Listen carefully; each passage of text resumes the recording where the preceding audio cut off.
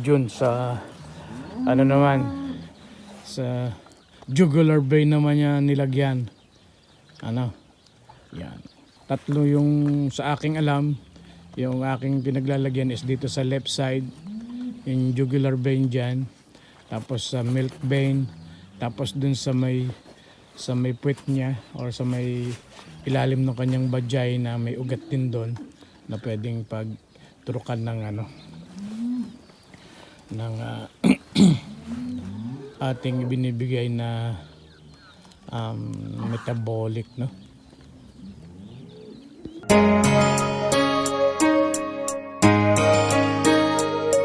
Isang taong tumutulong sa mga kababayan, kanyang mga alam binabahagi sa kabataan na nangangarap din na makaahon sa buhay, makatulong sa mga kapwa na walang-wala sa buhay. Siya si Kuya Levens. Levens katapang sa kanyang YouTube channel. Magandang umaga po. Muli po, nandito kami sa Dairy Shed, no, sa Norman Vale. Yan, ngayong umaga magche-check kami ni Jun ng Springer. Matagal po tayo hindi nakapag-upload ng mga video, masyadong busy sa calving kasi, masyadong busy sa farm. So ngayon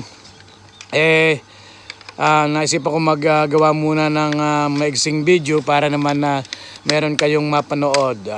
Muli po ang ating kasama si Jun. Shoutout po sa mga taga Rizal. Saan ba sa Rizal? Cardona Rizal. Cardona Rizal. Yan yung pamilya ni Jun. Shoutout kay Catherine. Yan. Saka anak ko. Saka sa kanyang mga anak. Yan.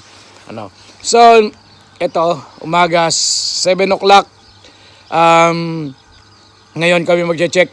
Pag umaga, dalawang magche-check kasi para mabilis yung pagkuha ng mga number ng ma'am at saka ng mga anak kasi 8 o'clock magpipick up na sina amo ng mga guya, so kailangan tapos na kami nun. Pero pag yung mga after ng pick up sa tanghali o bago mag lunch, after lunch sa hapon, isa na lang, ako na lang or kung sino man ang mag-check, no?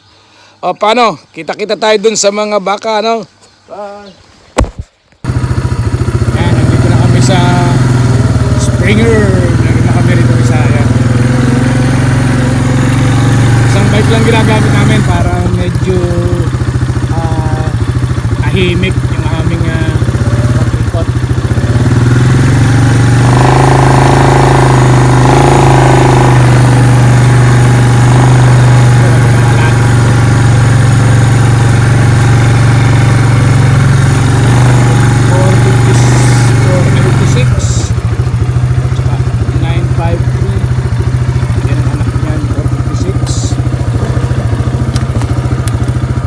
Check na kami ni Jun kaso kailangan pa namin mag-ikot.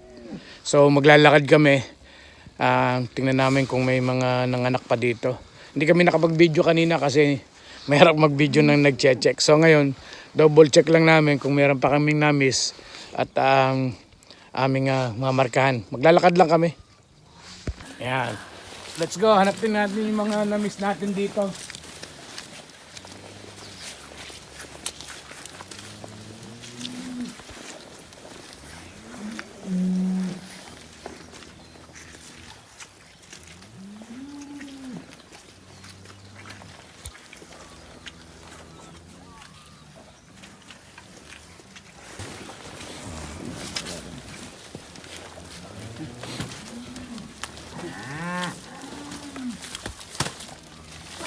Yan, may downer po kami.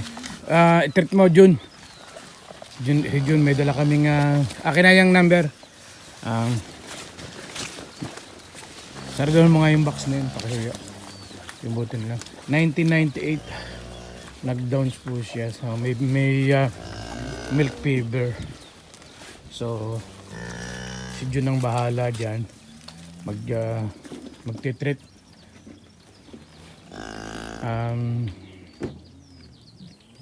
Yan po, oh. Ano po yan, ang metabolic ang ano sa kanya, no? Yan.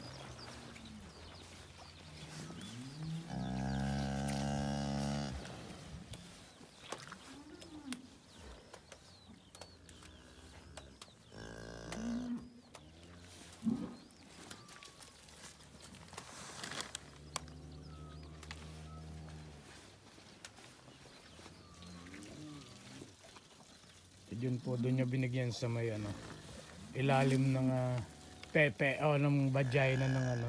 May vein po doon eh. Yan. Medyo madali rin doon. Dito rin sa ano, sa milk vein pwede rin. Pero okay din doon pag yung medyo ayaw ng baka na meron dito siyang may tao dito sa side, no. So ayan si Jun. Ikot muna tayo. Tingnan natin kung meron pa tayong malilisan dito. Balikan natin si Jun maya maya. Ay ating mga number. So, sakaling may makuha tayo dito.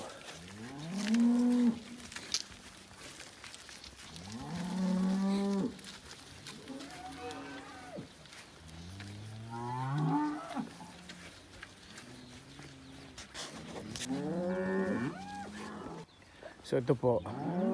Yan yung ano, ito yung nanay niya. Sure number girl. Nabangan niya yung anak niya. 2603. Yan po ang anak niya. Bull po siya kaya mamarkahan lang natin sa ulo. Yun. Kasi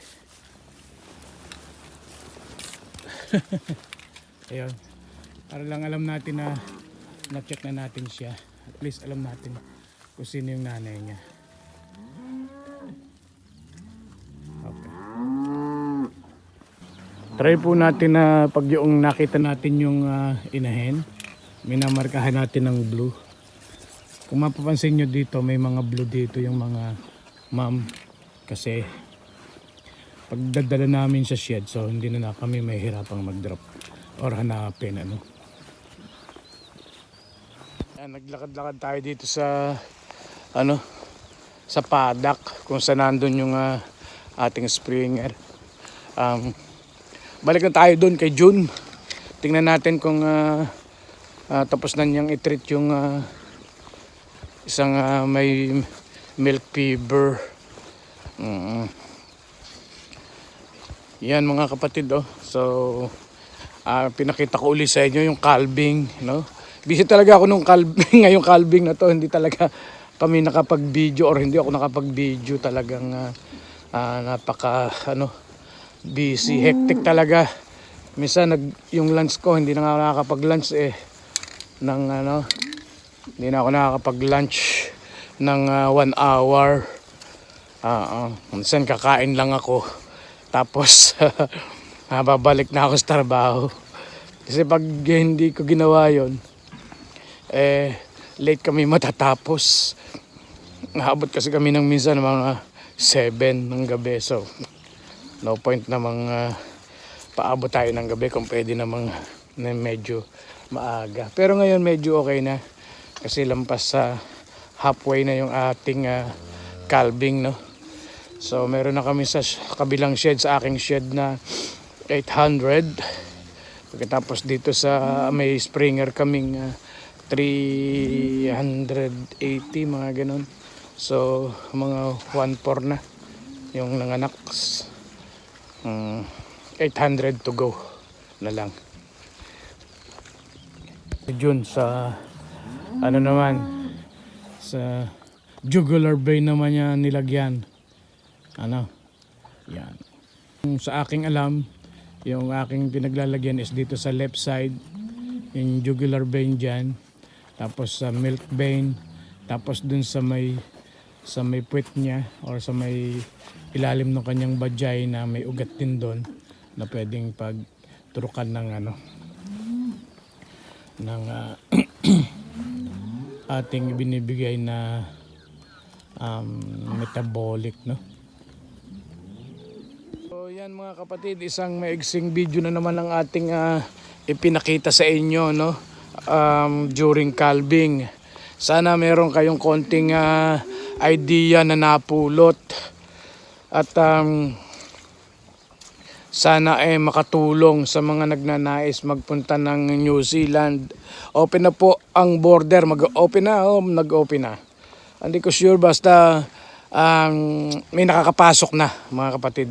May nakakapasok na. Basta kayo may employer, kahit yata training lang, pasok na sa sa New Zealand.